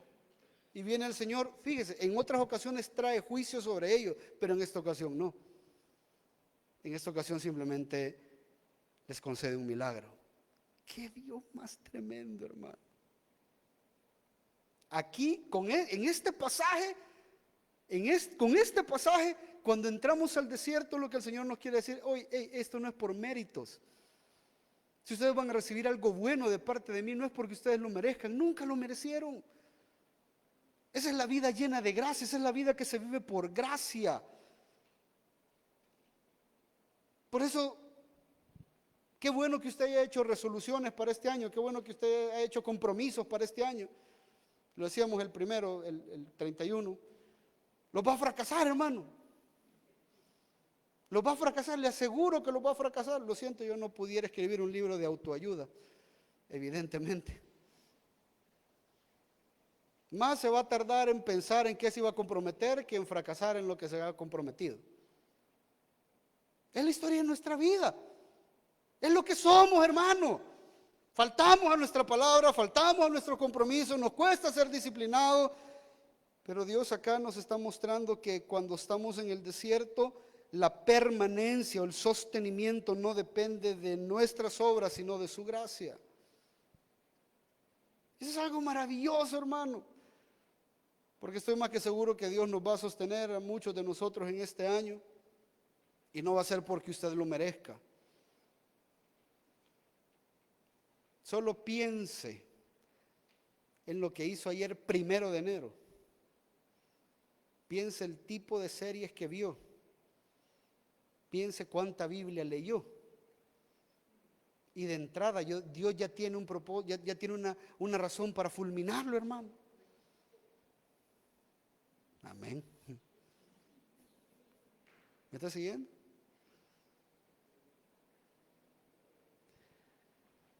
Pero Dios muestra esta gracia al pueblo rebelde y la muestra, póngame atención con esto, cuando cuando Moisés ora, no cuando Moisés murmura.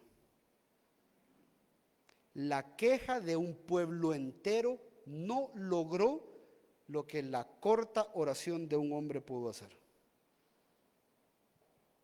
Esa es la respuesta que Dios espera. Esa es la respuesta que Dios espera de nosotros. En vez de queja, orar.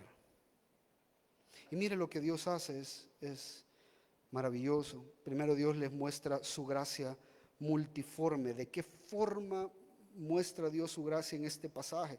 Primero a través de la paciencia. Si Dios no nos ha fulminado hasta este momento, hermano, es porque Dios está mostrando su paciencia llena de gracia. Está teniendo paciencia con todos nosotros. Está teniendo paciencia, hermano. Y eso es por gracia, no es porque usted se lo merezca. No es porque Dios le ame y diga, ay, yo espero que algún día cambie. No, Dios es un Dios lleno de gracia y Él está trabajando en usted y sabe que a medida que usted va avanzando en este proceso de santificación hay que tenerle paciencia. Va a dar un paso para adelante, 3 pasos para atrás y Dios tiene paciencia. Ojo, no estoy diciendo que esa es la forma en la que tenemos que obrar. Estoy diciendo que tenemos que glorificar a Dios, porque cuando nosotros hacemos nuestro mayor esfuerzo, también retrocedemos. Y ahí vemos la gracia de Dios inmerecida y Dios teniéndonos paciencia.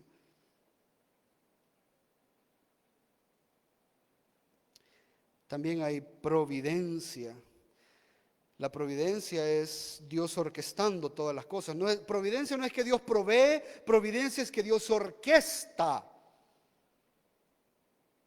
Y Dios ha orquestado para el bien de su pueblo y para gloria de Él un desierto en el cual el único lugar para tomar agua después de 3 días de escasez sea un lugar amargo.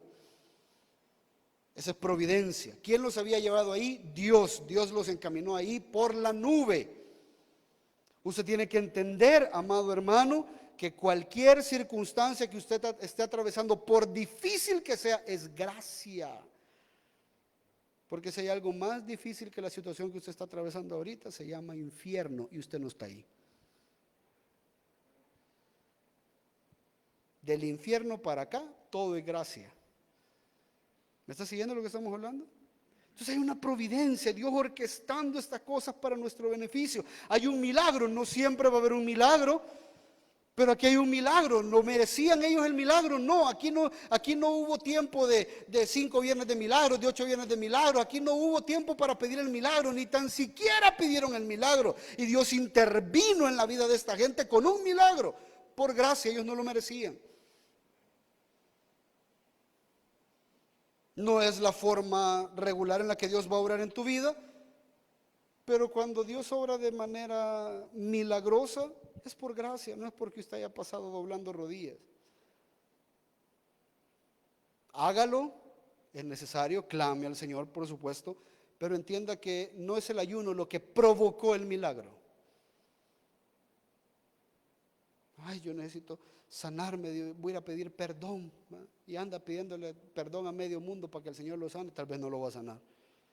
Es que nadie puede torcerle la mano a Dios para que obre de manera milagrosa. Dios obra de manera milagrosa por gracia, como un favor inmerecido. ¿Me está siguiendo esto ahorita?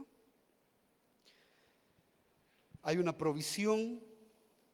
Aquí si Dios provee, algunas veces va a proveer, algunas veces no. ¿Ya? Algunas veces Dios va a proveer para que pagues la deuda que tenés del banco, de la casa, qué sé yo. A veces no. Algunas veces Dios va a proveerte un trabajo donde ganes mejor, a veces no.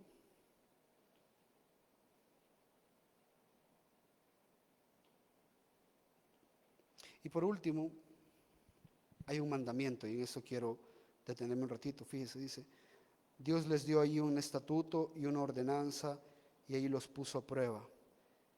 El mandamiento también es parte de la gracia. La ley de Dios es parte de su gracia también. Nosotros como su pueblo tenemos estatutos por los cuales vivir, estatutos por los cuales regirnos, estatutos por los cuales poder glorificar su nombre, estatutos por los cuales conformar nuestra vida a su voluntad. Y Dios nos ha dado su ley por gracia. La ley y la gracia no son antagónicos, son complementarios. La ley no es que ya no vivimos bajo la ley, hoy vivimos bajo la gracia. Hermano, podemos gloriosamente vivir bajo la ley solo porque estamos bajo la gracia. Cuando nosotros entendemos toda esta gracia que Dios ha hecho en nuestra vida, entonces viene Dios y nos da la ley, nos da un entendimiento de su palabra para que gozosamente podamos cumplirla. Y fíjese, Dios da esta provisión, Dios les da las aguas, le endulza las aguas y luego les dice, si escuchás atentamente la voz del Señor tu Dios y haces lo que es recto ante tus ojos y escuchás sus mandamientos y guardás todos sus estatutos. Fíjese, aquí los 10 mandamientos no habían sido dados todavía. Este es un mandamiento preparatorio para la ley. Está preparando el corazón de los israelitas. No han llegado al Sinaí todavía. No están ahí, no han recibido los mandamientos, las ordenanzas, las leyes. No las han recibido, pero ya tienen un mandamiento. Un mandamiento dado directo de parte del Señor. Y les dice, si usted escuchen atentamente la voz del Señor, hagan lo que es recto, escuchen los mandamientos, guarden los estatutos, para que no te envíen ninguna de las enfermedades que envié sobre los egipcios. ¿Es una amenaza? Sí, pero por gracia.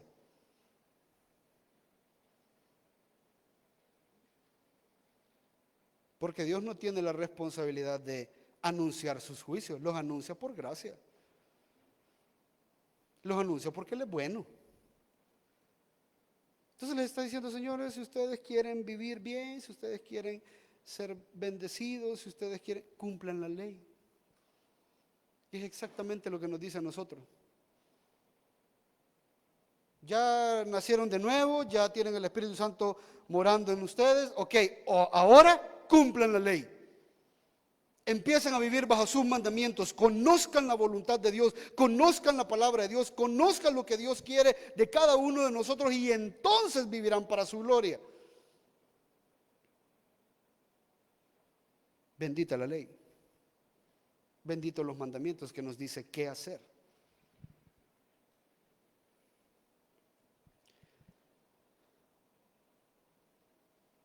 Versículo 27 dice, llegaron a Elim, donde había 12 fuentes de agua y 70 palmeras, y acamparon allí junto a las aguas. Después el Señor los lleva a un lugar donde hay 12 fuentes, curiosamente para cada uno de la tribu de Israel. No sé si así se las dividieron, pero es curioso. Y 70 palmeras, la referencia que a mí se me viene más rápido es los 70 ancianos que gobernaban Israel. ¿Ya?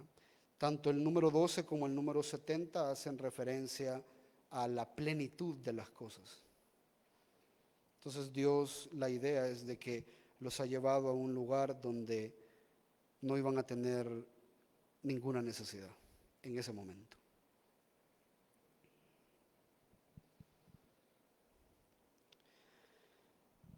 Es importante, amados hermanos, que usted entienda que todo lo que pase en esta vida, bueno o malo, difícil, tribulación, enfermedad, lo que sea, está diseñado para conformarlo a usted a la imagen de Jesucristo. De las pruebas no se huye, las pruebas se enfrentan de manera piadosa. No se queje, no hay razón para quejarse. La queja no lo va a sacar a usted de la situación en la que usted está. La queja no lo hace más maduro, es todo lo contrario. Las pruebas cuando vengan van a revelar la condición amarga, la condición inmadura, la condición de falta de discernimiento, la condición de falta de sabiduría de nuestro corazón. Por eso, atento a las pruebas, atento a la forma en la que las pasás, atento a la forma en la que las fracasás, atento, es importante. Y podemos tener la gracia de parte de Dios, que así como Él proveyó en el desierto un madero para purificar aquellas aguas amargas, también ha ofrecido a Jesucristo en un madero para purificar lo amargo de tu corazón. Él es la verdadera provisión.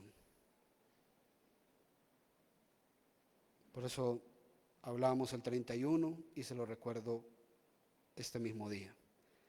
Independientemente de la circunstancia, la dificultad, enfermedad, problema, daño, pecado que usted haya o vaya a atravesar este año, entienda que hay una provisión perfecta para cualquier circunstancia. Y es Jesús crucificado en el madero por usted. Vamos a orar. Padre, gracias por este maravilloso tiempo. Gracias por habernos permitido, Señor, volver a esta porción de tu palabra en el Éxodo.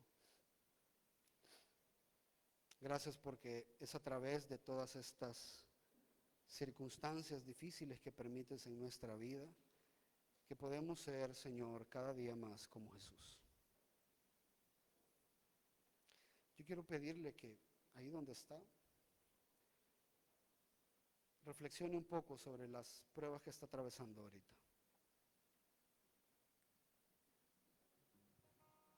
Reflexione unos minutos, por favor.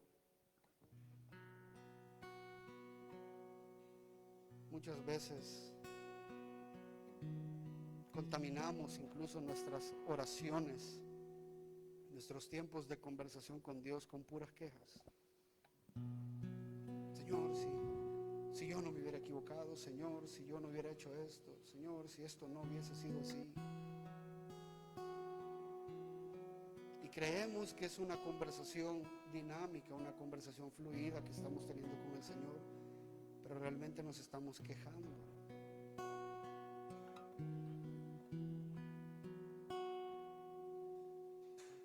¿Cuál es esa circunstancia por la que el Señor le está haciendo pasar?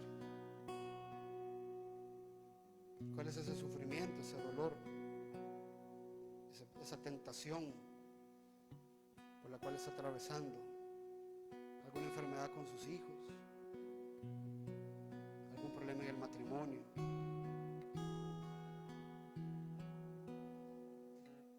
¿Algún hermano de la iglesia que te falló?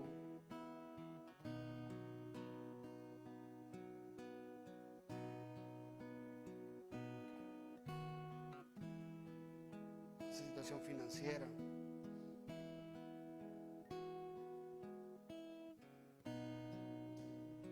Ahora quiero que piense qué quiere sacar Dios de todo esto. ¿Qué ha revelado esta prueba en todo este tiempo? ¿De qué formas has respondido? ¿Qué dice la palabra que has tenido que haber hecho en todo este tiempo y no has hecho? Tal vez está haciendo crecer en paciencia y no la has tenido. Tal vez quiere hacerte crecer en confianza y no has confiado.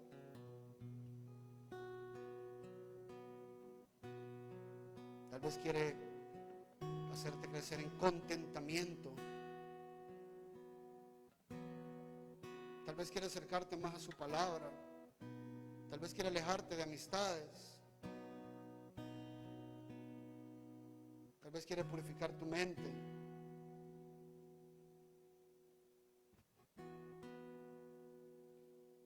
Quiero que sepa que cualquiera que sea su situación, Dios tiene el control de ella.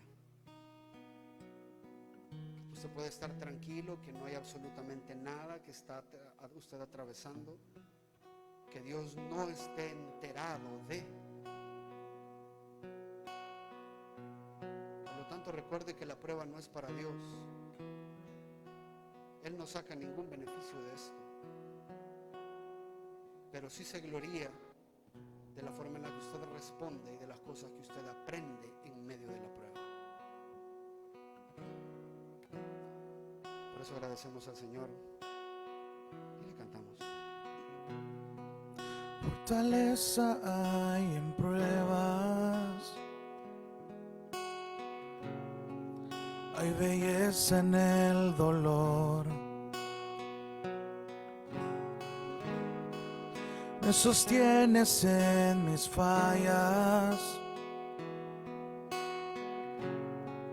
en tus manos de amor. Y tú obras en silencio para santificarme. Tú permites mis dolores para confirmar mi fe. Tus planes son perfectos, tú no me olvidarás. Estás conmigo en la tempestad.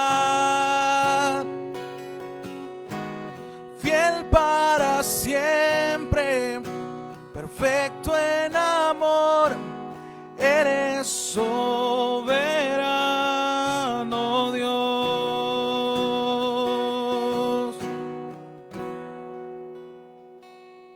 Gracias, Señor, por este tiempo. Nos recuerdas que eres soberano y que permites estos dolores, estos sufrimientos, para confirmarnos a los que hemos creído en ti, a los que hemos decidido seguirte, no por lo que nos das, sino por lo que has hecho en nuestras vidas. Gracias por este tiempo.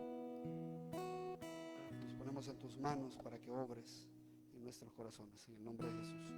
Amén. Amén. Gracias, amados. Le voy a invitar a que nos pongamos en pie. Vamos a recoger nuestras ofrendas.